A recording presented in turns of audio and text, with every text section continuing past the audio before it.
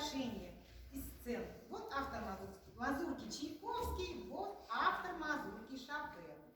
Мазурки то страстно трагичные, то нежно-лиричные они, капризные и меланхоличные.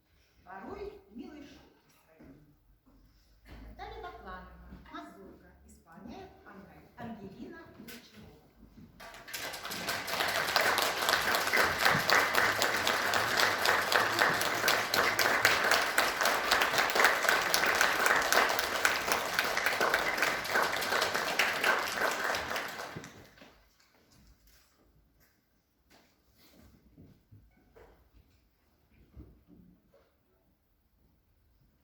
Thank you.